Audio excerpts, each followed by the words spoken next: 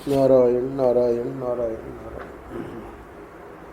गुरुर्ब्रह्मा गुरुर्विष्णु गुरुर्देवो महेश्वर गुरुर् साक्षात् परब्रह्म तस्मै श्री गुरुवे नमः। श्री राम जय राम जय जय राम। श्री राम जय राम जय जय राम। श्री राम जय राम जय जय राम।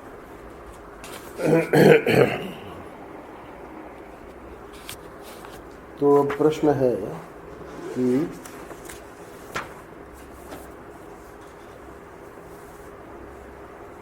कल बहुत ही बढ़िया महर्षि ने बात बताई कि वो जो लगन वाला शिष्य होता है, श्रद्धालु शिष्य होता है, तो उसको कोई नहीं ठग सकता। उसकी दृष्टि में संसारी संपत्तियों का कोई मूल्य नहीं होता। उसकी श्रद्धा और लगन को कोई ठग नहीं सकता। तो वह आंख बंद करके संसार की ओर से सचमुच अंधा होकर भगवान की ओर चलना चाहता है और चलता है। तो इसके बारे में महर्षि ने स्पष्ट कर दिया कि वो नहीं ठगा जाता। कौन ठगा जाता है? प्राय वही लोग ठगे जाते हैं जो दूसरे को ठगना चाहते हैं। अच्छा, तो फिर ये प्रश्न उठाया कि तब क्या किसी पर यूं ही श्रद्धा कर लेनी चाहिए, कुछ भी छानबीन नहीं करनी चाहिए? इसका उत्तर दिया कि छानबीन अवश्य करनी चाहिए और गुरु करने के पहले तो अवश्य ही कर लेनी चाहिए। एक तो है कि सामान्य रूप से हम महात्मा को ढूंढ रहे हैं तो उसके लिए भी छानबीन करनी चाहिए, और कोई व्यक्ति महात्मा को इसलिए ढूंढ रहा है कि उसको गुरु बनाना है, तो वहाँ तो अवश्य ही गुरु करने के पहले तो अवश्य ही छानबीन कर लेनी चाहिए। परंतु उस छानबीन का स्वरूप दूसरा ही होता है। क्या छानबीन कर रहे होते हैं उसी में इस प्रकार की एक झलक मिलती है कि हमको हमारे गुरु मिल गए।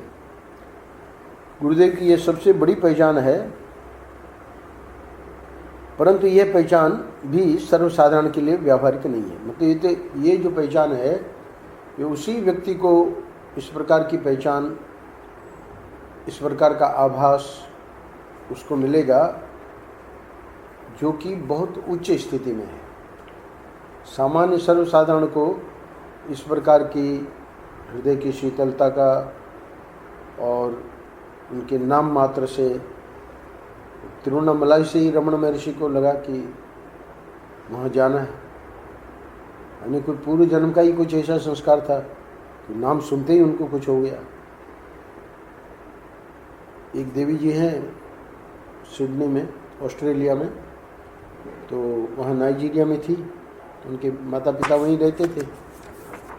वहीं एक दूसरा परिवार नाइजीरिया में हिंदू परिवार था, तो वो जो है अपना स्कूल में पढ़ती होंगी, तो दूसरे परिवार की जो लड़की थी उससे उसकी मित्रता हो गई। तो उसने हमको सुनाया कि हम उनके घर में बैठी थी और वहाँ अचानक हमारी दृष्टि दीवार पे एक चित्र था महाराष्ट्री का, क्योंकि ये जो परिवार था वो महाराष्ट्री से जुड़ा हुआ था।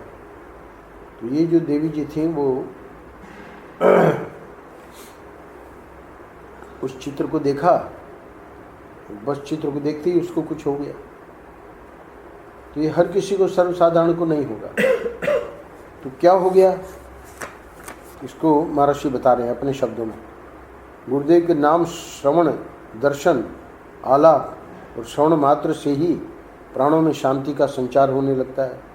चिरदिन की प्यास बुझने लगती है। घोर अतृप्ति में भी तृप्ति का अनुभव होने लगता है।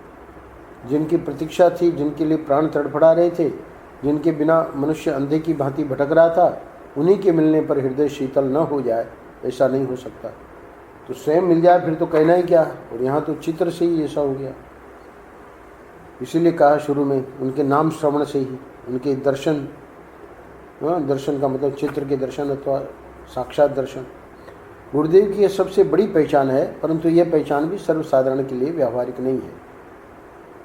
अब अगले वाक्य में जो कल हम लोगों ने किया महर्षि ने ये बताया कि महापुरुष शरीर और अंतःकरण से ऊपर उठे रहते हैं, भगवान से एक रहते हैं। इस चित्र में क्या विशेषता है? वो जो है तब तो बालिका ही थी, वो तो बालिका को उस चित्र को देखकर ऐसा क्यों हुआ? क्योंकि वो चित्र कोई सामान्य व्यक्ति का नहीं था। वो चित्र किनका था? महर्षि बता रहे हैं, महापुरुष शरीर और अंतःकरण से ऊपर उठे रहते हैं, भगवान से एक रहते हैं, इसलिए उनकी कोई व्यावहारिक पहचान होती भी नहीं। वस्तुतः वे परमार्थ स्वरूप हैं। भगवान ही गुरु और गुरु ही भगवान है। ये केवल भाव नहीं है, क्योंकि परमार्थ सत्य वस्तु को परमार्थ सत्य वस्तु के सिवाय और कौन दिखा सकता है? ये परमात्मा को दिखाते हैं गुरु लोग, तो परमात्मा को वही दिखा सकता है जो स्वयं परमात्मा है। इसी से जन्मों तक भटकने के बाद जब अंतःकरण उनके दर्शन के योग्य होता है, तभी वे कृपा करके दर्शन देते हैं और अपने ज्ञान एवं शक्ति से अपने स्वरूप में मिला लेते हैं। जिसे परमार्थ तत्व अथवा भगवान कहते हैं, उन्हीं के मूर्तिमान अनुग्रह का नाम गुरु है। कल मैंने बताया 5 कृत्य हैं ईश्वर के: सृष्टि की उत्पत्ति, सृष्टि का पालन, सृष्टि का संहार, अनुग्रह और निग्रह। तो ब्रह्मा विष्णु महेश, और ये जो है निग्रह माया स्वरूप है ईश्वर का, और अनुग्रह जो है ये गुरु का स्वरूप है। तो गुरु जो है वो मूर्तिमान अनुग्रह का नाम ही गुरु है। गुरु का दीख पड़ने वाला शरीर स्थूल शरीर नहीं है, दीख पड़ने वाला रूप मनुष्य रूप नहीं है, वह तो विशुद्ध चैतन्य है। भला इस जड़ जगत में विशुद्ध चेतन के अतिरिक्त और ऐसा कौन है जो अज्ञान का पर्दा फाड़कर जीव को उसके स्वरूप की उपलब्धि करा दे? तो अज्ञान का पर्दा फाड़ने का सामर्थ्य सिर्फ गुरु में ही होता है। तो इसलिए महर्षि कह रहे हैं कि वो तो जब वो स्वयं विशुद्ध चेतन होगा तब ना अज्ञान का पर्दा फाड़ पाएगा, क्योंकि वो अज्ञान का पर्दे को फाड़ना ये कोई सर्वसाधारण के भूति का यानी सामर्थ्य का वो नहीं है। वो तो स्वयं ईश्वर ही जब गुरु रूप में आते हैं तो ऐसा कर सकते हैं। राजकुमार को जो ये चिरकाल से भ्रम हो रहा है कि मैं एक दीनहीन कंगाल भिक्षुक हूँ, उसको उसके स्वरूप और अधिकार का ज्ञान कराकर स्वपद पर सम्राट के रूप में प्रतिष्ठित करने वाले गुरुदेव ही हैं। तो इस समय हमारा जो ये सोचना है कि हम जीव हैं, तो हमको शिव, इसलिए पहले आया था कि जो सामान्य पुरोहित है वो जीव का शिव से गठबंधन नहीं करा सकता, सर्वज्ञ महापुरुष ही ऐसा करा सकते हैं। शिव से गठबंधन कराना जीव का साधारण पुरोहित का काम नहीं है। तो इसीलिए कह रहे हैं कि अगर गुरु मिल गए तो इसका मतलब हमारा 75% से ज़्यादा काम हो गया। शिष्य गुरु का उत्तराधिकारी है, अर्थात गुरु का ज्ञान ही शिष्य के रूप में अभिव्यक्त हुआ है।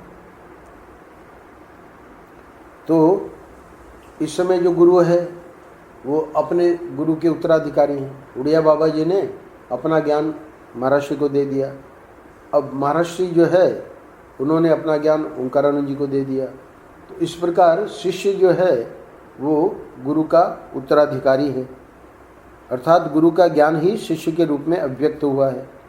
ज्ञान की दृष्टि से परमात्मा गुरु और शिष्य एक है। कल मैंने बताया था, ईश्वरो गुरुरात्मेति मूर्ति भेद विभागिने, सुरेश्वराचार्य जी ने लिखा है, व्योमवत व्याप्त देहाय दक्षिणामूर्तये नमः। व्योम यानी आकाश एक ही है, चाहे उसको महाकाश कहो, मठाकाश कहो, घटाकाश कहो, आकाश तो एक ही है।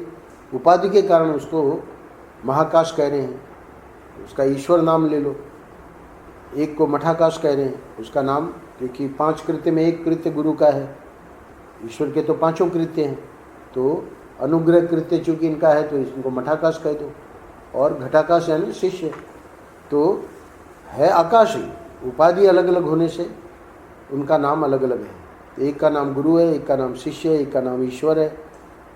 ज्ञान की दृष्टि से परमात्मा गुरु और शिष्य एक हैं, तो उपाधि की दृष्टि से अलग अलग है, पर ज्ञान की दृष्टि से एक ही है।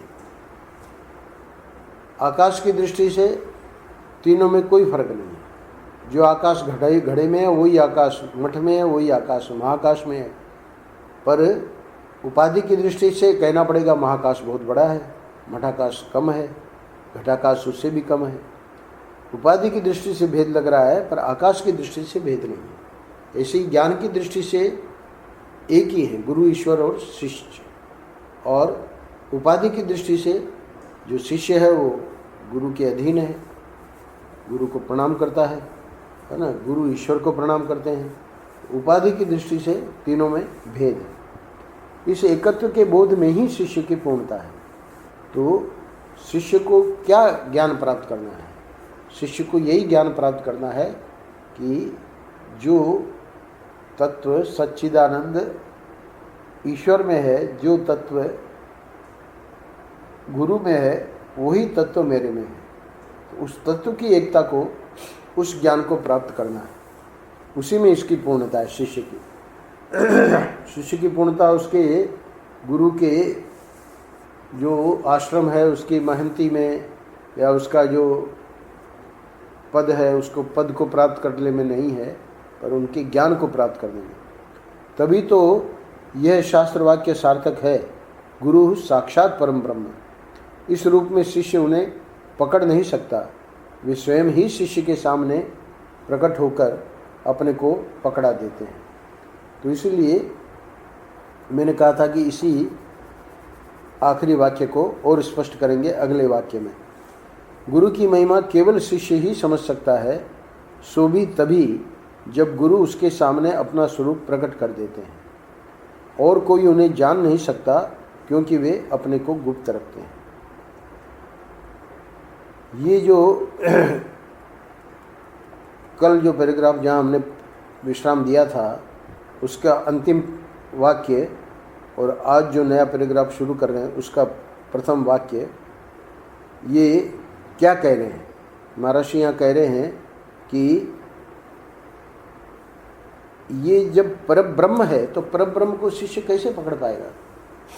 परब्रह्म तो पकड़ के बाहर है, उसका तो कोई रूप थोड़ी है कि उसको पकड़ ले। गुरु साक्षात परम ब्रह्म जब कहते हैं तो उस परब्रह्म को तो जब स्वयं गुरु ही कृपा करके उस शिष्य में इतना अधिकार, इतनी योग्यता ले आवेंगे कि वो अपनी दिव्य दृष्टि से अपने गुरु को जान सके कि ये साक्षात ईश्वर है, तभी संभव है। इसलिए महर्षि कह रहे हैं कि जब कृपा करके गुरु अपने को पकड़ा देते हैं, अपने को पकड़ा देते हैं मतलब शिष्य में इतनी योग्यता भर देते हैं, उस शिष्य में योग्यता कब भर पाएंगे?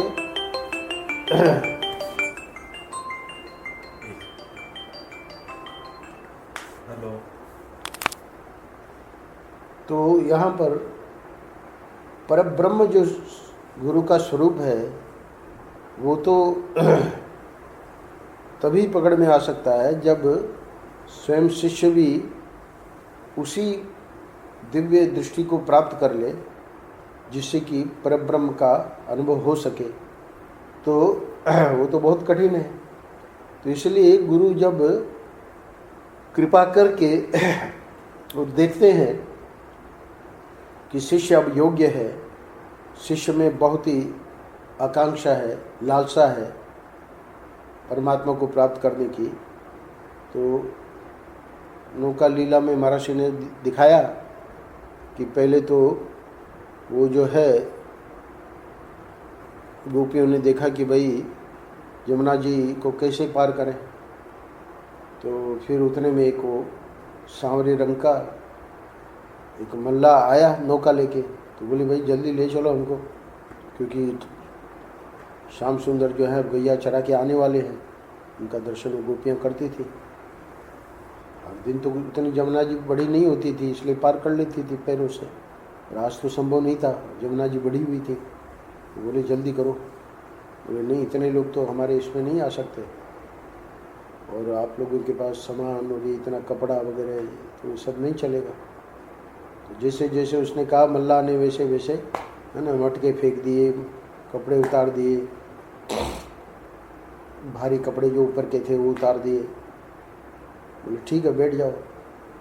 फिर बोले कि हमको भूख लगी है, पहले मटके फेंकने के पहले अपना खा पी लिया मल्लाह ने, फिर उसके बाद फिकवा दिया और मटके अटके फिकवा दिए, सब बैठ गई गोपियाँ। तो बोले अब तो हम थक गए। नाव जब बीच में चली गई बोले कि अब तो हम थक गए। तो ऐसे करके बोली भाई तुम जल्दी करो, हमको देर हो रही है, तुम समझ नहीं रहे हो। तो बोले ठीक है। इतनी व्याकुलता जब देखी मल्लाह ने, तो मल्लाह के रूप में स्वयं श्याम सुंदर ही थे, तो सोचा कि अब अपने को प्रकट कर देना चाहिए। तो बोले ठीक है हम ले चलेंगे नाव, और आप लोगों को मंत्र लेना पड़ेगा। तो गोपियों ने पूछा राधा जी को, राधा ने कहा ठीक है मंत्र ले लो, पूछना है वो। तो फिर कान नज़दीक लाओ। सबसे पहले राधा जी को ही बताया कि जिस सांवरे के, जिस श्याम सुंदर के दर्शन की इतनी तुमको उत्कट अभिलाषा है वो मैं ही हूँ। तो यहाँ प्रश्न उठेगा वो कैसे हो सकते हैं, क्योंकि वो तो गाय चराने गए हैं। तो ठाकुर जी यहाँ बताना ये चाह रहे हैं कि एक रूप में वो वहाँ है और एक रूप में यहाँ है। यानी इनको अब गोपियों को ज़्यादा उस व्याकुलता की, जो उनको व्याकुलता हो रही थी दर्शन की, तो जैसे उनको पता लगा कि वो स्वयं श्याम सुंदर ही हैं, एक रूप में हमको दर्शन देने इधर आ गए हैं, तो उनकी लालसा, उनकी व्याकुलता खत्म हो गई। तो महर्षि ने बताया कि इसको पता नहीं है अर्जुन को कि मेरे रथ पर जो बैठे हुए हैं वो स्वयं भगवान ही हैं। तो सब जगह भगवान को ही अपना परिचय देना पड़ता है।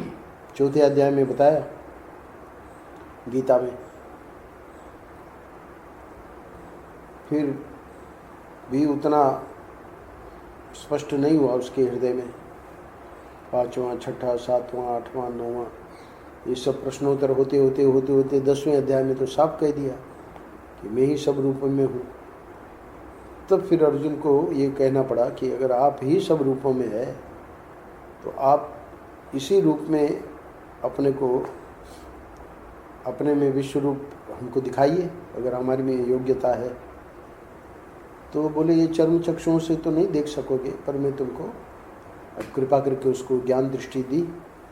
तो जब दिव्य चक्षु दिए, ज्ञान चक्षु दिए, तो उससे उसको विश्व रूप का दर्शन हुआ। तो वही कृष्ण जो बैठे थे और रथ का सारथ्य कर रहे थे, रथ को चला रहे थे, अर्जुन के रथ को, वो कोई सारथी कृष्ण रूप से जो अर्जुन उनको अपना मित्र अथवा संबंधी मानता था, वो तो ठीक है, वो तो उनका उपाधि का रूप था ही था, पर उसके साथ ही परम ब्रह्म, गुरु साक्षात परम ब्रह्म, ये कब पता लगेगा? तब महर्षि को कहना पड़ा कल के आखिर में। इस वाक्य की व्याख्या मैंने कहा कि हम कल करेंगे। तो गुरु साक्षात परम ब्रह्म, इस रूप में शिष्य उन्हें पकड़ नहीं सकता, वे स्वयं ही शिष्य के सामने प्रकट होकर अपने को पकड़ा देते। इसी को फिर अगले पैराग्राफ के शुरू में कह रहे हैं कि गुरु की महिमा केवल शिष्य ही समझ सकता है। यहाँ केवल शिष्य ही समझ सकता है, ये बात आगे चल के साफ होगी। कौन सा शिष्य समझ सकता है, उस शिष्य की क्या विशेषता है, वो स्वयं महर्षि आगे बताएंगे। और वो भी तब जब गुरु उसके सामने अपना स्वरूप प्रकट कर देते हैं और कोई उन्हें जान नहीं सकता। गुरु के समझो 100 शिष्य हैं तो सब के सब बस यही समझेंगे कि हाँ भाई चलो शंतनु बिहारी द्विवेदी थे और उसके बाद कल्याण में काम किए, फिर बाद में संन्यास ले लिए, उसके बाद में खंडानंद जी हो गए। बाकी तो है तो मनुष्य ही हमारे जैसे। महर्षि ने पहले ही मना कर दिया, गुरु का दीख पड़ने वाला शरीर स्थूल शरीर नहीं है, दीख पड़ने वाला रूप मनुष्य रूप नहीं है, वह तो विशुद्ध चैतन्य है। तो इसका मतलब ये जो 100 शिष्य हैं वो उनको मनुष्य मान रहे हैं। तो मनुष्य मान रहे हैं तो कहाँ गुरु को अभी जाना कहाँ उन्होंने? तो गुरु को कब जानेंगे? बोले इन्हीं 100 में से किसी एक को या 2 को या 3 को जब गुरु समझेंगे कि उनको है लालसा, व्याकुलता, उनकी उत्कंठा, उनको इस मार्ग पे चलने की जब देखेंगे कि है, तो उसको वे अपना स्वरूप प्रकट कर देते हैं। तो कह रहे हैं कि और कोई उन्हें जान नहीं सकता क्योंकि वे अपने को गुप्त रखते हैं। अच्छा, अब कौन सा शिष्य जान लेता है उसके बारे में बता रहे। शिष्य जानता है कि मेरे गुरुदेव सर्वत्र हैं, वे मेरे और चराचर जगत के संपूर्ण रहस्यों को एकमात्र ज्ञाता है, रहस्यों के एकमात्र ज्ञाता है। मतलब यही शिष्य जान पाएगा। कौन? जो ये भाव रखता है कि मेरे गुरुदेव सर्वत्र हैं। ऐसे नहीं कि मेरे गुरुदेव इस समय वृंदावन में है तो वहाँ अम्बाला में नहीं है। वो अम्बाला में भी हैं, वो वृंदावन में भी हैं, वो बम्बई में भी हैं, वो अमेरिका में भी हैं, वो सब जगह हैं। ये भाव जिस शिष्य का है वही उस गुरुदेव को समझ सकता है। वे और मेरे और चराचर जगत के संपूर्ण रहस्यों के एकमात्र ज्ञाता हैं। ऐसा नहीं है कि मेरे गुरु भी ज्ञाता हैं और एक ईश्वर है वो भी ज्ञाता है, कुछ नहीं। गुरु ही, यानी यहाँ तक कि जितने भी देवी देवता ईश्वर वो सब मेरे, यानी यहाँ गुरु को तत्व रूप से, तो तत्व जो है वो तो एक ही होता है, तो इसलिए एकमात्र ज्ञाता गुरु ही है। ये और वेदांत का सबसे कठिन वाक्य है। वे मेरे और चराचर जगत के संपूर्ण रहस्यों के एकमात्र ज्ञाता है। एकमात्र ज्ञाता का मतलब है और कोई दूसरा ऐसा नहीं है जो कि वो भी जान रहा है, मेरे गुरु भी जान रहे हैं, ऐसा नहीं है। इसका मतलब तत्व तो एक ही है, अद्वितीय है। तो अब वो तत्व जो है वो जब हमारे गुरु चाहते हैं वो कृष्ण रूप में हो जाते हैं, जब वो चाहते हैं राम रूप में हो जाते हैं, यानी गुरु ही एकमात्र है। तत्व जो है, इसीलिए गुरु साक्षात परम ब्रह्म है। महर्षि उसी वाक्य को समझा रहे हैं। गुरु साक्षात परम ब्रह्म है, इस रूप में शिष्य उन्हें पकड़ नहीं सकता, वे स्वयं ही शिष्य के सामने प्रकट होकर अपने को पकड़ा देते हैं। तो वो जो है वो कौन सा ऐसा शिष्य है जो कि परब्रह्म रूप में जानता है, उसी की व्याख्या कर रहे हैं कि परब्रह्म रूप में वही जानेगा जो ये जानता है कि मेरे गुरुदेव सर्वत्र हैं। एक बात, वे मेरे और चराचर जगत के संपूर्ण रहस्यों के एकमात्र ज्ञाता हैं। एकमात्र ज्ञाता है मतलब वही एक अद्वितीय तत्व है, उसी को परब्रह्म कहते हैं। वे सर्वशक्तिमान हैं, बड़े बड़े देवता भी उनकी शक्ति से शक्तिमान होकर अपना अपना काम कर रहे हैं। वे परम कृपालु हैं क्योंकि कृपा परवश होकर ही उन्होंने जीव के उद्धार की लीला का विस्तार किया है। जब वे मेरे हृदय की बात जानते हैं, उसको पूर्ण करने की शक्ति रखते हैं, तब वे परम कृपालु उसे पूर्ण किए बिना रह ही नहीं सकते। यही उनका स्वरूप है। जगत में जितने भी जीवों का उद्धार करने वाले महात्मा प्रकट हैं, वे सब के सब उन्हीं के लीला विग्रह हैं। ये यहाँ तक का जो वाक्य है महर्षि का, इस पैराग्राफ में ये बता रहे हैं कि कौन शिष्य है जो गुरु को समझ सकता है। यही एकमात्र ऐसा शिष्य है जिसको बिल्कुल ज्ञान प्राप्त हो गया, यानी जिसका आवरण भंग हो गया। आवरण भंग होने के बाद शिष्य और गुरु में फिर कोई फर्क नहीं होता। कल मैंने बताया था, कल या परसों, महर्षि कहा करते थे कि अब हमारे में और उड़िया बाबा में कोई भिन्नता नहीं है, अभिन्न है। अब ईश्वर भी चाहे तो हमको अलग नहीं कर सकते। तो इसका अर्थ है कि तत्व रूप से अब दो नहीं रहे। तो उसी तत्व की व्याख्या महर्षि कर रहे हैं कि वो जो तत्व वो तो हमेशा अद्वितीय ही है, इसलिए उस तत्व में ही ये सामर्थ्य है जिसके बारे में हम कह सकते हैं कि वही तत्व गुरु है। और जब उस गुरु को उस तत्व में हमने उस रूप में अगर जानना तो बहुत बड़ी बात है, अनुभव करना तो बहुत ही दुर्लभ है, पर अगर बुद्धि से भी हम समझ लें कि वो तत्व जो है वही हमारा गुरु, वही हमारे गुरु हैं, तो उससे फिर क्या होगा कि जितने जो भी गुरु हैं पूरे संसार में, वो मेरे गुरु के ही लीला विग्रह हैं, यानी मेरे गुरु ही मेरे गुरु जो कि तत्व स्वरूप हैं वही अनेक रूप में लीला कर रहे हैं। यहाँ तक कि जितने देवी देवता हैं वो भी मेरे गुरु से ही सर्व शक्ति लेकर, वे मेरे गुरु सर्वशक्तिमान हैं, बड़े बड़े देवता भी उनकी शक्ति से शक्तिमान होकर अपना अपना काम कर रहे हैं। और एक बात और है गुरु के बारे में, क्या वे परम कृपालु हैं। तो परम कृपालु उससे क्या हुआ, बोले कि कृपा परवश होकर ही उन्होंने जीव के उद्धार की लीला का विस्तार किया है। यानी क्यों राम के रूप में लीला की, क्यों कृष्ण के रूप में लीला की, हमारे गुरु महाराज ने ही वो सब लीला की है। वही जो तत्व स्वरूप है, परब्रह्म है, वही कृष्ण के रूप में आए, वही राम के रूप में आए, वही नृसिंह के रूप में आए। तो ये गुरु के स्वरूप को परब्रह्म जानना ये कब संभव है, जब गुरु उसे प्रकट कर देते हैं। तो उसी वाक्य की व्याख्या है कि इस रूप में गुरु साक्षात परम ब्रह्म है, इस रूप में शिष्य उन्हें पकड़ नहीं सकता क्योंकि संभव ही नहीं है। तो कैसे फिर उसको अनुभव में आता है, वे स्वयं ही शिष्य के, यानी जो योग्य शिष्य है उसके सामने प्रकट होकर अपने को पकड़ा देते। तो जब पकड़ाया तब ये सब पूरे रहस्य प्रकट हो गए। अब अंत में कह रहे हैं कि यही उनका स्वरूप है। जगत में जितने भी जीवों का उद्धार करने वाले महात्मा प्रकट हैं वे सब के सब उन्हीं के लीला विग्रह हैं। और वो अंत में स्वयं शिष्य क्या किन शब्दों में अपने को धन्य धन्य अनुभव करता है, महर्षि बता रहे हैं। मैं उनको प्राप्त करके धन्य हो गया हूँ। शिष्य की यह दृष्टि कल्याणकारिणी ही नहीं, कल्याण स्वरूपिणी है। यानी यहाँ पर ये गुरु और शिष्य के संबंध में जो ये लेख लिखा गया है, सचमुच में देखें तो ये लेख यहाँ पूरा हो गया, क्योंकि इससे और अधिक गुरु के बारे में और शिष्य के बारे में भी कुछ ज़्यादा नहीं कह सकते। पर फिर भी कुछ शास्त्रीय बातें हैं, उसको महर्षि अब यहाँ से आगे लेंगे। तो अब ये जो 4 पृष्ठ हैं इस लेख के, 4 और ये आधा 4.5 पृष्ठ, वो जो है वो शास्त्रीय दृष्टि से गुरु को कैसे शास्त्रों में गुरु का वर्णन किया है। ये तो महर्षि ने एक दृष्टि हम लोगों को दे दी कि इससे बढ़कर कोई दृष्टि नहीं है गुरु और शिष्य, सद्गुरु और शिष्य को लेकर जो महर्षि ने वर्णन किया।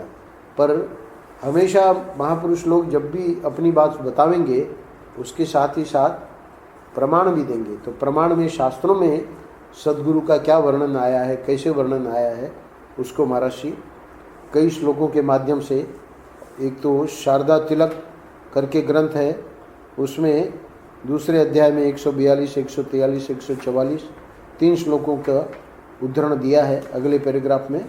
और उसके अतिरिक्त शायद उसी ग्रंथ से या क्योंकि वहाँ इसी से शास्त्रों में भगवान ने स्वयं कहा है। तो शास्त्रों में कहा है, मतलब कौन से शास्त्र में कहा है, आदिनाथो महादेवी, ये श्लोक कहाँ के हैं वो वहाँ महर्षि ने बताया नहीं है। पर हे महादेवी, तो महादेवी का मतलब स्वयं भगवान शंकर पार्वती को कह रहे हैं। तो हो सकता है शिव पुराण या कहीं पे आया हो, तो उसका भी महर्षि ने वर्णन किया है आगे चलकर। और अंत में फिर से शारदा तिलक, शारदा तिलक में शिष्य का लक्षण शारदा तिलक में किस प्रकार का है उसको 1, 2, 3, 4, 5, 6, 7, 8 श्लोकों में वर्णन किया है। उन 8 श्लोकों को देकर उसका अर्थ भी कर दिया है। और अंत में जाके इन लक्षणों के स्वाध्याय से मालूम होता है कि शिष्य का अधिकार कितना ऊंचा होता है, गुरु के सामने किस प्रकार रहना चाहिए, इसके लिए शास्त्रों में कहा है। तो 2 जगह तो शास्त्रों में कहा है ये कह दिया, मतलब ये नहीं बताया कि कौन से शास्त्र में कहाँ कहा है।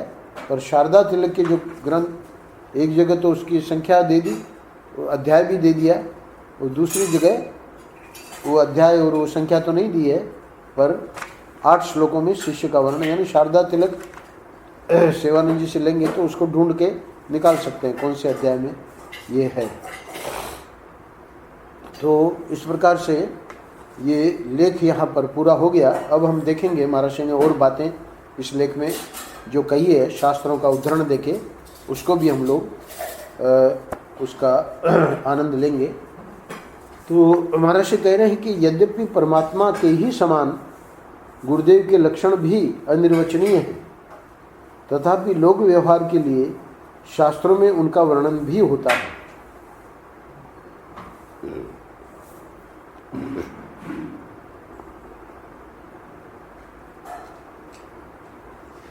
नारायण नारायण नारायण नारायण नारायण नारायण। यद्यपि परमात्मा के ही समान गुरुदेव के लक्षण भी अनिर्वचनीय हैं, तथापि लोक व्यवहार के लिए शास्त्रों में उनका वर्णन भी होता है। जब हम कहते हैं अनिर्वचनीय, मतलब उसका वर्णन नहीं हो सकता, निर्वचन नहीं हो सकता, क्योंकि परमात्मा भी वर्णन के परे है और ठीक गुरुदेव भी, उनके भी लक्षण जो हैं वो वर्णन के परे हैं। तो फिर ये भी कहते हैं वर्णन के परे है और फिर भी कहते हैं कि वर्णन किया गया है। तो फिर वर्णन कैसे किया गया उसको कह रहे हैं महाराज। तथापि लोक व्यवहार के लिए, यानी अगर वर्णन बिल्कुल नहीं करेंगे शास्त्र तो फिर लोक व्यवहार नहीं हो पाएगा, लोगों को पता ही नहीं लगेगा कि गुरु क्या है, शिष्य क्या है। तो इसलिए ये एक करुणा है शास्त्रों की भी कि लोक में भी लोगों को कम से कम कुछ जानकारी रहे। तो यद्यपि वस्तु वर्णन के परे है, फिर भी उसकी ओर संकेत करते हैं, उसके कुछ इंडिकेशन देते हैं। तो वो इंडिकेशन जिस प्रकार दिया गया है उसको महाराज अब बताने जा रहे हैं। उन आदर्श सद्गुण, सद्भाव और सत्कर्मों को देखकर, जो कि स्वभाव से ही सद्गुरु में होते हैं, साधक अपने जीवन का निर्माण करता है। लोक व्यवहार के लिए शास्त्रों में वर्णन है तो शिष्य पढ़ेगा उनको, जब पढ़ेगा तो देखेगा कि भाई वहाँ शास्त्र में तो ये सद्गुण बताए हैं और ये तो महात्मा जी में है। सद्भाव का वर्णन किया है, वो सद्भाव भी देखता है। उनके सत्कर्मों के बारे में भी वर्णन किया है, वो देखता है उस गुरु, उनके अपने गुरु में। तो वो तो स्वभाव से ही सद्गुरु में होते हैं। ऐसा नहीं है कि सद्गुरु उसको साधना करके, प्रयत्न करके फिर अपने जीवन में ला रहा है, फिर कभी कभी गड़बड़ा जाता है, ऐसा नहीं है। वो तो ऐसे जो महापुरुष होते हैं वो वहाँ से भेजे जाते हैं, ब्रह्मा जी की सभा में से ऐसे लोगों को भेजा जाता है कि अब आप मृत्युलोक में जाओ, है ना। आपका मतलब ज़्यादा लोग नहीं है, कोई कोई होते हैं, तो उनको भेजा जाता है। तो इसलिए उनमें ये जो सद्गुण हैं, सत्कर्म हैं, सद्भाव है, वो स्वभाव से होते हैं।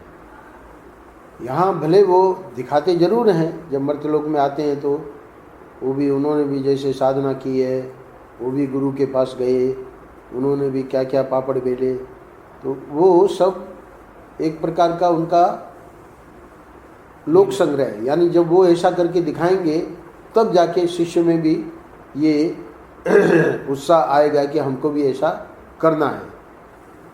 परंतु बात जो है वो, उसका रहस्य है वो ये है कि उनमें वो स्वभाव से ही होते हैं, यानी बचपन से ही देखा जाता है कि वो महान ही है।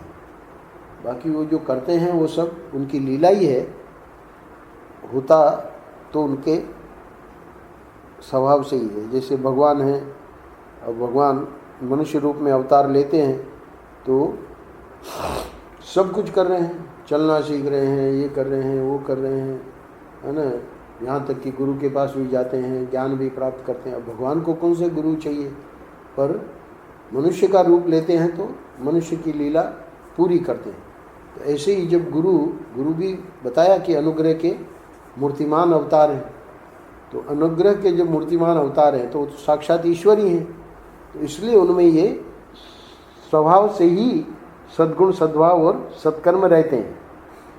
साधक अपने जीवन का निर्माण करता है। अब क्या है कि साधक जब अपने सद्गुरु के साथ रहेगा तो देखेगा, अब उनमें तो सहज है, स्वभाव से ही है, तो ये भी चाहेगा कि भाई हमारे में भी ये सद्गुण आवे, तो उसके लिए वो प्रयत्न करेगा। जैसे गुरु बताएंगे वैसे साधना करेगा, जप करेगा, जो जो बताएंगे गुरु वो करेगा। और मुमुक्षु उन्हें महापुरुष के रूप में पहचान कर उनकी शरण ग्रहण करता है। तो इससे भी जब आगे बढ़ गया साधक, जब मुमुक्षु बन गया, वही साधक जो कि पहले जीवन में गुरु को देख देख कर अपने जीवन में सद्गुण आवे, सत्कर्म आवे, सद्भाव आवे, ऐसे करते करते जब उसको भी एक ऐसा पॉइंट आया जहाँ उसकी मुमुक्षा जागृत हुई कि हमारा भी यह ज्ञान अब निवृत्त हो जाए, हमको भी ये जन्म मरण का चक्र अब खत्म हो जाए, तो ऐसी जब उसकी स्थिति हो गई तो उसको मुमुक्षु कहेंगे।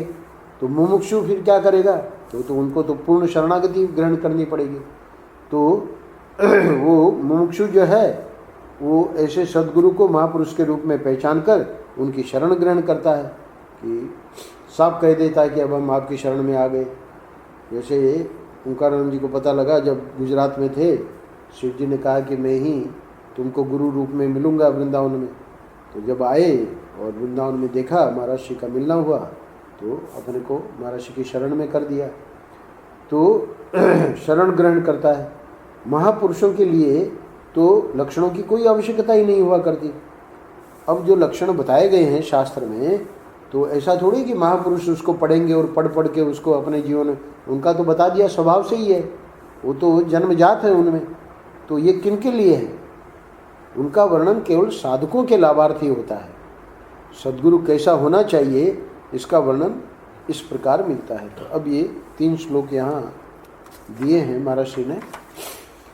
मातृतः पितृतः शुद्ध, शुद्ध भाव जितेंद्रिय है, सर्वागमानाम सारज्ञ है, सर्वशास्त्रार्थ तत्वविद, परोपकार निरतो, जब पूजा विद तत्पर है, जब पूजादि तत्पर है, अमोघ वचन है शांतो, वेद वेदार्थ पारग है, योग मार्गानुसंधायी, देवता हृदयंगम है, इत्यादि गुण संपन्नो, गुरु रागम असम्मत है।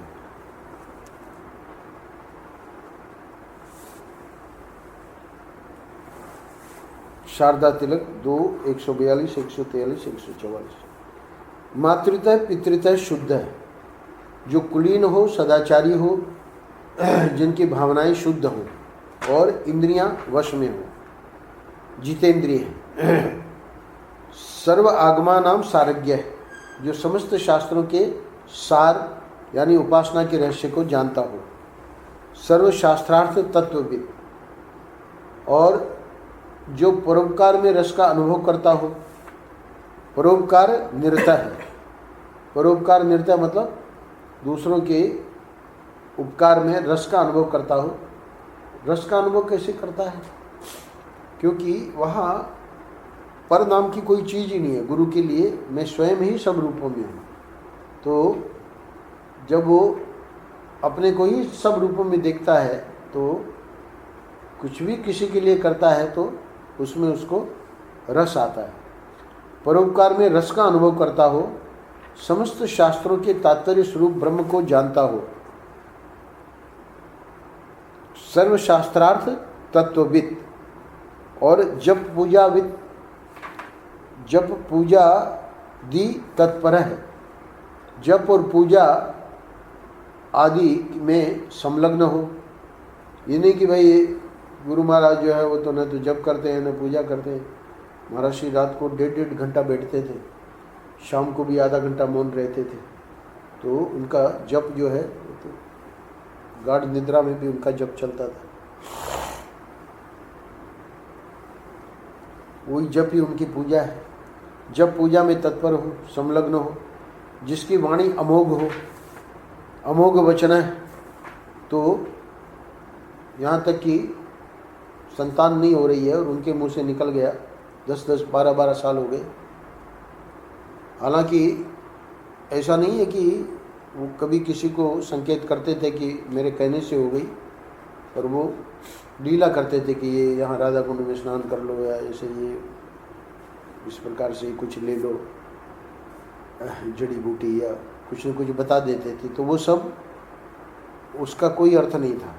अर्थ तो यही कि उनके हृदय में आ गया, उनके द्वारा वचन निकल गया कि संतान हो जाएगी, यानी ये तो संतान वाली तो एक दृष्टांत है। वैसे अमोघ वचन का मतलब जो वचन उनके मुंह से निकल जाए वो अमोघ है। वहाँ पर आया है भागवत में, तुम्हारा तो सब पढ़ा हुआ है, कि सांब को ये लोग लड़की बना के ले गए। महात्मा लोग चातुर्मास्य कर रहे थे, तो सब कृष्ण के परिवार की, पर उनको हंसी सूझी। ये महात्मा लोग चातुर्मास्य करते हैं और हमारे जो दादा हैं, परदादा, किसी के दादा थे किसी के परदादा थे कृष्ण, तो इनको तो बस वो महात्माओं को ये इतना सम्मान देते हैं, इनको आता जाता तो कुछ है नहीं, अगर कुछ पता लगता हो तो पता लग जाएगा। झूठ मूठ का पेट में कपड़ा वपड़ा बांध के उसको स्त्री रूप में बना दिया सांब को। सुंदर तो था ही वो, तो स्त्री दिखने लगा।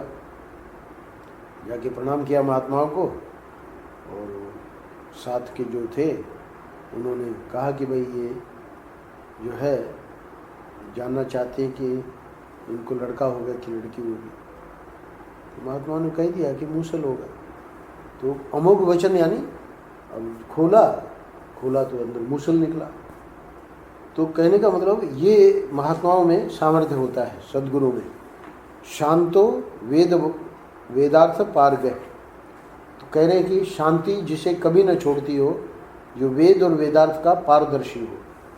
और अंतिम श्लोक में कह रहे हैं योग मार्ग अनुसंधाई देवता हृदयंगम है। योग मार्ग में जिसकी पूर्ण प्रगति हो, जो हृदय के लिए देवता के समान सुखकर हो, तथा और भी अनेक गुण जिसमें स्वभाव से ही निवास करते हैं, इत्यादि गुण संपन्न है, गुरु राग असम्मत है।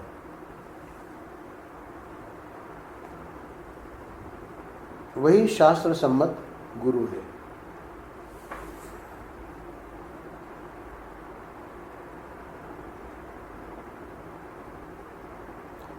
यहाँ कुछ छपने में गलती हो गई है,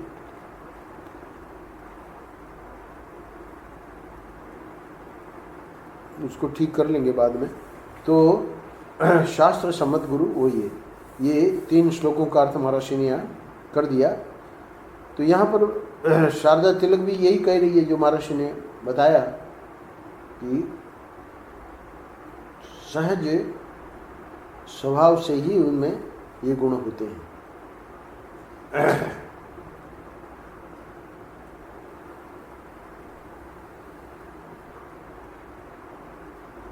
गुरु में अर्थात जिसे हम गुरु बनाना चाहते हैं 4 प्रकार की शुद्धि होनी आवश्यक है। अब ये जो बात आई कि मातृत्व पितृत्व शुद्ध है, शुद्ध भाव जितेंद्रिय है, तो ये शुद्धि जो बताई शारदा तिलक में, वो शुद्धि क्या है? तब महर्षि इसकी थोड़ी सी व्याख्या कर रहे हैं। ये जो शुद्धि है वो 4 प्रकार की शुद्धि होनी आवश्यक है। कौन कौन सी? एक तो आनुवंशिक शुद्धि, दूसरी क्रियागत शुद्धि, तीसरी मानस शुद्धि, और जो आखिरी है वो सबसे महत्वपूर्ण है, विशुद्ध चैतन्य में स्थिति रूप परम शुद्धि। तो प्रथम 3 शुद्धियां क्या है? आनुवंशिक शुद्धि यानी ब्राह्मण परिवार, आनुवंशिक ब्राह्मण परिवार में होती है शुद्धि। तो अब कोई ऐसे गुरु के शिष्य हैं जो कि ब्राह्मण परिवार में नहीं है और उन्होंने गुरु का ज्ञान प्राप्त कर लिया है, तो उसको आनुवंशिक शुद्धि ही कहेंगे, क्योंकि वो गुरु के वंश में है। प्रत्येक शिष्य का ये आवश्यक नहीं कि हम देखें कि वो ब्राह्मण है कि नहीं। वो जब गुरु के प्रति पूर्ण शरण है, पूर्ण शरणागत है, तो अब उन्हीं के वंश में माना जाएगा। तो इसलिए या तो आनुवंशिक शुद्धि स्वतंत्र रूप से ब्राह्मण परिवार में देखी जाती है, अथवा फिर जो शिष्य जो कि हमारे गुरु हो सकते हैं, तो वो शिष्य अपने गुरु के प्रति पूर्ण समर्पित है, तो वो भी आनुवंशिक शुद्धि है। क्रियागत शुद्धि, अब आनुवंशिक शुद्धि तो है, पर क्रिया जो है तो समझो कि वो इतनी सब शरणागति प्राप्त करके भी और क्रिया जो है वो गलत है, चोरी आदि का, डकैती, झूठ बोलना, ये सब जो है तो संभव ही नहीं है। तो इसलिए क्रियागत शुद्धि तो देखी ही जाएगी। आनुवंशिक शुद्धि दो प्रकार की हो सकती है, या तो स्वयं ब्राह्मण परिवार में है, जो कि वर्णाश्रम की दृष्टि से सबसे उच्च वर्ण ब्राह्मण को माना है, उस दृष्टि से आनुवंशिक शुद्धि। और वहाँ पर भी ब्राह्मण परिवार में भी कुलीन परिवार हो, जिस परिवार में शुरू से ही पूजा पाठ इस प्रकार का धार्मिक परिवार हो। क्योंकि ब्राह्मण परिवार भी बहुत से खाने पीने वाले बहुत गलत हैं, तो सिर्फ ब्राह्मण नहीं, इसलिए क्रियागत शुद्धि भी। और तीसरी है मानस शुद्धि। क्रियागत शुद्धि तो है, पर मन में कुछ और है, यज्ञ करवा रहे हैं पर मन में जो है कि उसका बुरा हो जाए, तो वो भी गलत है। आनुवंशिक शुद्धि भी हो, क्रियागत शुद्धि भी हो, मानस शुद्धि भी हो, कोई भी ऐसे कार्य नहीं जिससे किसी का नुकसान करना चाहें। और सबसे जो चौथी शुद्धि बताई, वो जितनी शुद्धियां हैं, अगर कहीं कुछ अशुद्ध भी है तो उसको भी शुद्ध कर देती है, वो है अपने स्वरूप में स्थिति। उसको परम शुद्धि कहते हैं, विशुद्ध चैतन्य में स्थिति रूप परम शुद्धि। अच्छा, अब ये शुद्धि के बारे में तो हो गया। अब दूसरी बात आई शारदा तिलक में कि समस्त शास्त्रों के सार उपासना के रहस्य को जानता हो, समस्त शास्त्रों के तात्पर्य स्वरूप ब्रह्म को जानता हो। उसी की व्याख्या कर रहे हैं कि जो जानता तो बहुत है, परंतु करता कुछ नहीं, किया कुछ नहीं, उससे साधक को साधना में दृढ़ और स्थिर होने की शिक्षा नहीं मिल सकती। तो इसलिए वहाँ सिर्फ जानना ही नहीं, परंतु जो जान रहा है वो ही कर रहा है।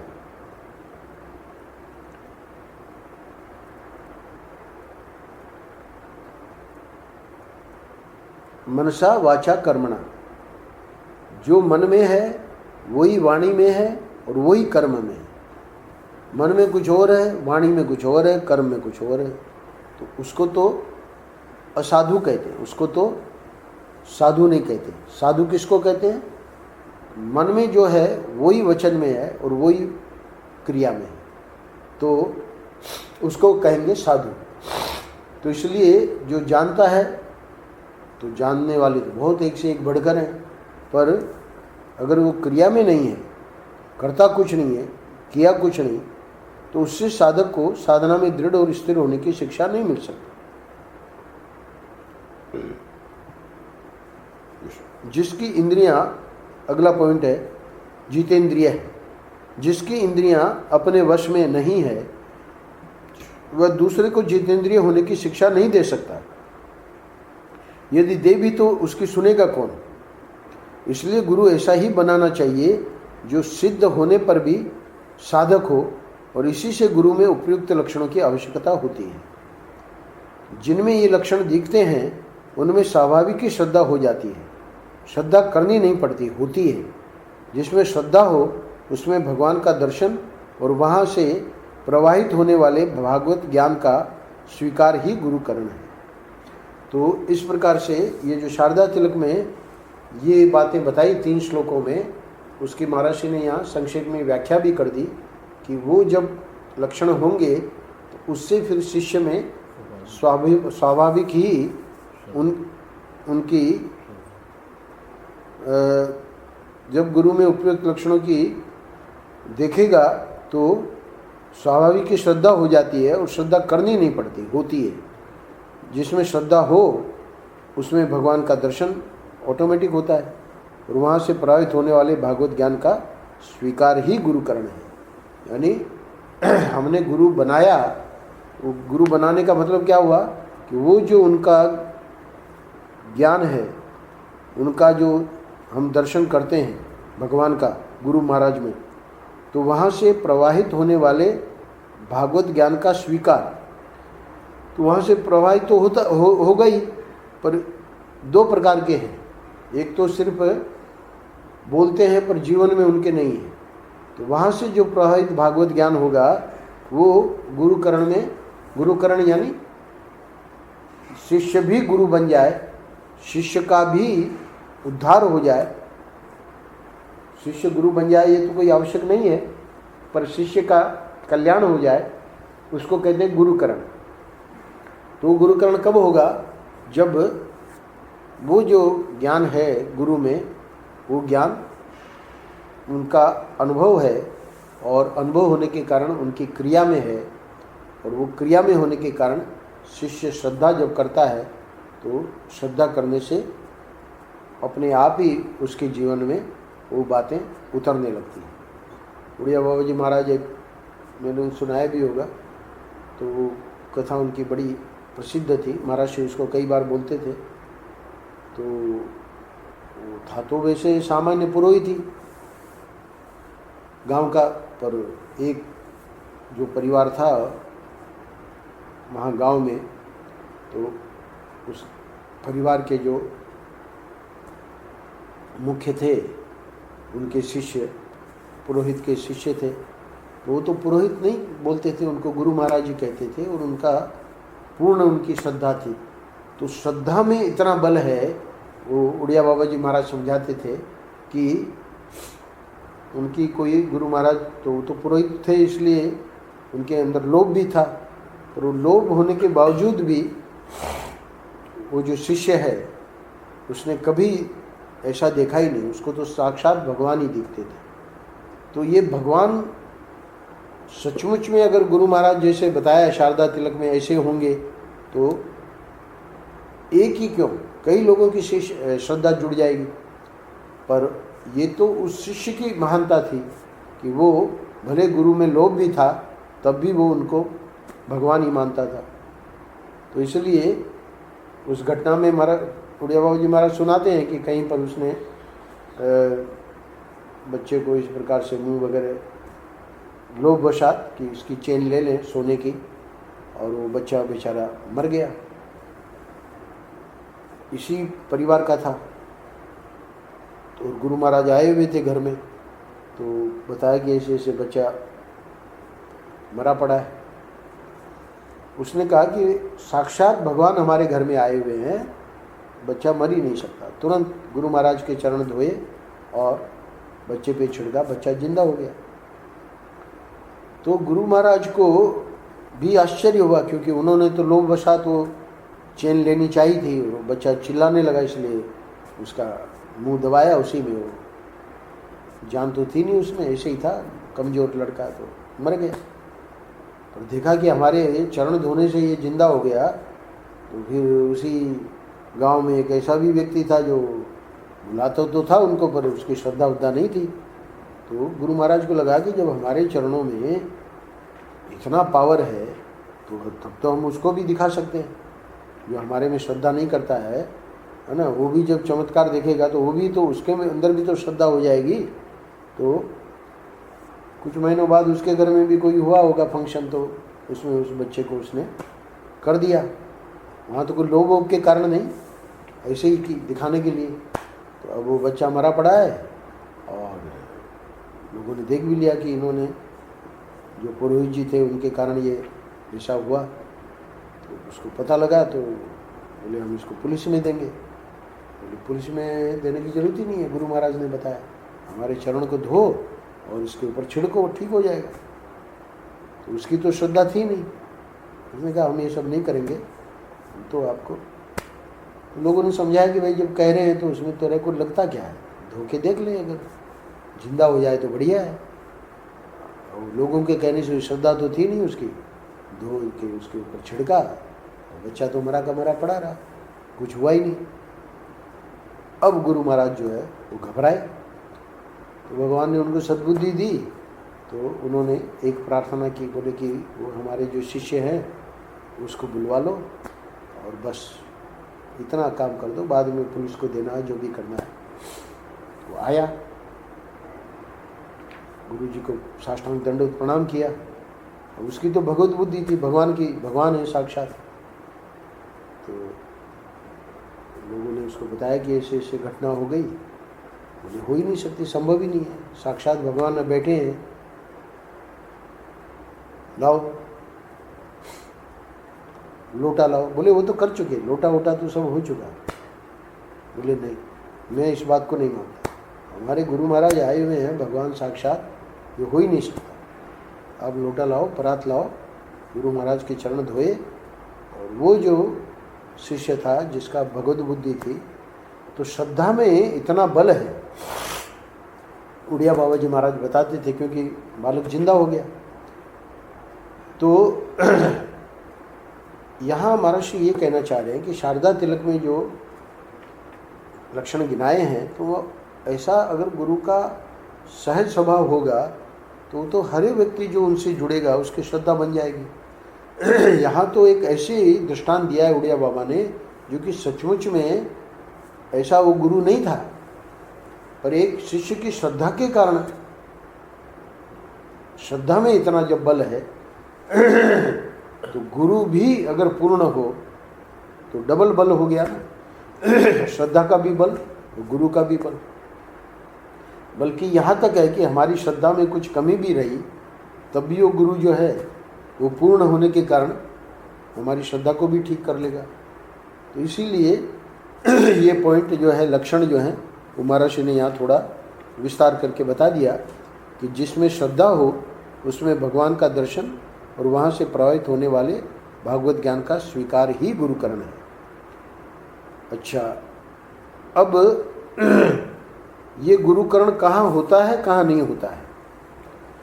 तो जब तक हम गुरु को भगवान के रूप में नहीं देख पाते, उनसे प्रवाहित होने वाले भागवत ज्ञान को नहीं स्वीकार करते और उनकी प्रत्येक क्रिया हमें लीला के रूप में नहीं मालूम होने लगती, तब तक गुरुकरण नहीं हुआ है, ऐसा समझना चाहिए। जब तक गुरु गुरु नहीं हुए हैं तब तक चाहे जो समझ लीजिए, गुरु होने के पश्चात उन्हें भगवान से नीचे कुछ भी समझना पतन का हेतु है। इस भागवत स्वरूप में वे ही एक हैं जगत के, और जितने भी गुरु हैं वे मेरे गुरु के लीला विग्रह हैं। सर्वत्र उन्हीं का ज्ञान और उन्हीं का अनुग्रह प्रकट हो रहा है। इसी से शास्त्रों में भगवान ने स्वयं कहा है। तो ये बात महर्षि पहले भी बता चुके हैं, फिर से इसको दोहरा रहे हैं कि ये जब तक भाव नहीं होगा, बोले ये भाव आप ही कह रहे हैं कि कहीं शास्त्रों में भी इसका उल्लेख है? बोले देखो शास्त्र में भी है। कहाँ है? स्वयं भगवान शंकर पार्वती को कह रहे हैं। क्या कह रहे हैं? आदिनाथो महादेवी महाकालो ही यह स्मृत है, गुरु स एव देवशी। यहाँ भी कुछ छपने में कुछ ये लोग देखते नहीं हैं। गुरु स एव देवशी सर्व मंत्रेषु ना परः, शैवे शाक्ते वैष्णवे च गणपत्ये तथेन्दवे महाशैवे च शौर्ये च स गुरु न अत्र संशय, मंत्र वक्ता स एव स्यात् ना पर परमेश्वरी। हे महादेवी, जो आदिनाथ महाकाल अर्थात भगवान शिव हैं, वही शैव शाक्त वैष्णव आदि सभी मंत्रों के एकमात्र गुरु हैं।